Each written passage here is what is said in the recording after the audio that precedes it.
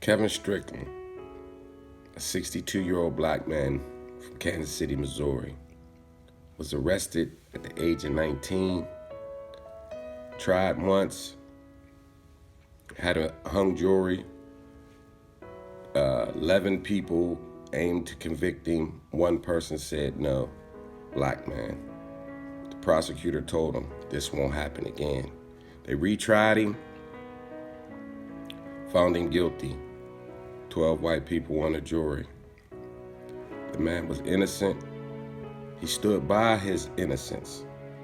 Took it to trial, lost. The two guys that committed the murder pled guilty and said he had nothing to do with it. 3 people were shot, 2 murdered. Either 4 people were shot, 3 murdered, or 3 people shot, 2 murdered. There was a survivor. She knew him. So he knew that he was going to be okay. She pointed him out and said he did it. He was there. Later on, she confessed that the police told her to just say he had something to do with it. Why do you want to convict a man that didn't have nothing to do with it? It's crazy. And they only do this to black people. Those groups that, the Innocence Project and all that, people wrongly convicted, they took a look at the case. They fought for him. The woman even recanted her testimony. The governor could pardon him. He won't. But he pardoned 32 other people. They know he's innocent. And he's still in jail to this day. 62 years old, he got convicted at the age of 19. Spent his whole life in jail. And he may get out. They're trying to get him out. And if he does, he won't win a lawsuit. State of Missouri, it's against the law. Can't even sue, can't even try. State Supreme Court won't even listen at the case. So I'm gonna give you some footage and let you see what happens. Leave a comment, share this video. Kevin Strickland, another black man, wrongly convicted. Believes in finality. That finality came for Kevin Strickland in 1979, following his arrest a year earlier for the gruesome triple homicide of Larry Ingram, John Walker, and Sherry Black. Police arriving at this Kansas City home found blood-stained sheets, trash-covered floors. Concerned neighbors looking at investigators in horror. That night is seared in Strickland's memory. The crime shook the local community. While Strickland was in custody charged with the murders, 2 other suspects, Kilm Atkins and Vincent Bell, were on the run.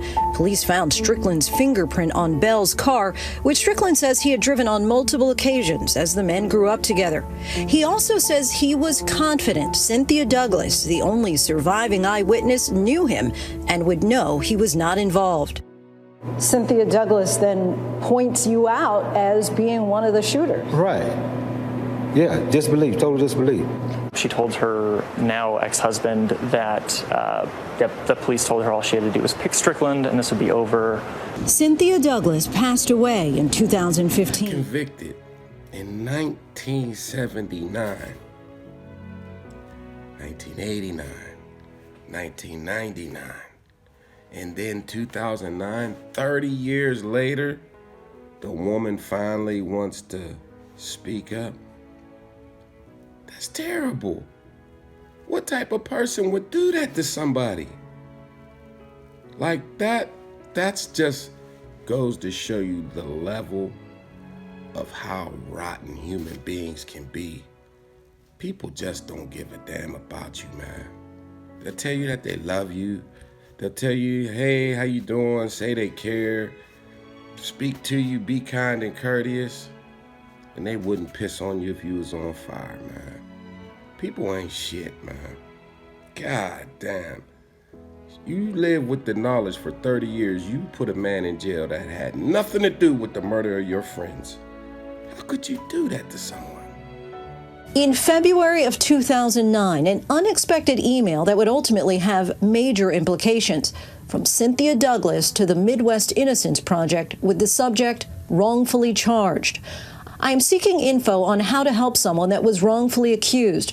I was the only eyewitness and things were not clear back then, but now I know more and would like to help this person if I can. She gonna say, y'all heard what she said. What do you mean things became more clear? Things would get foggy after 30 years. She tried to distance herself from what was done. She should have been arrested when she said that for making a false report to the police. Those cops should, that's a travesty of justice, man. And this is why a lot of times black folks don't have no faith in the legal system, man.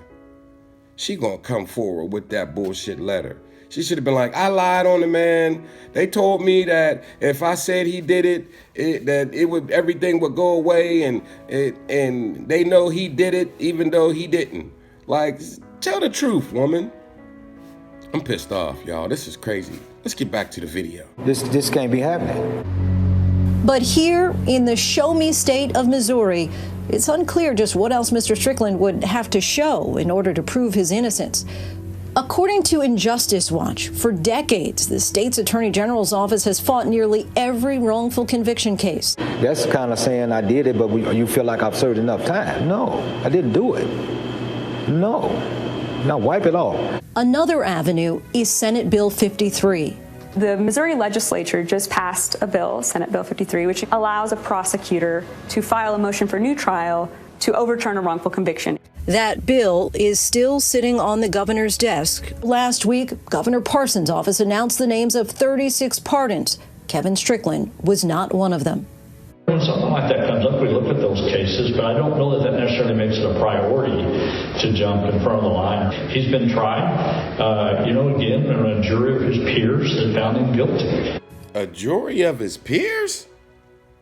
12 white people? Man, that governor, he from the old-timey town. The old-timey. The good old sweet lemonade, sweet southern tea, southern fried chicken, southern cotton picking nigga days. He wish he would let a nigga out of jail. He don't care if the man's in a wheelchair, 62 years old, lost his whole life, and didn't do it.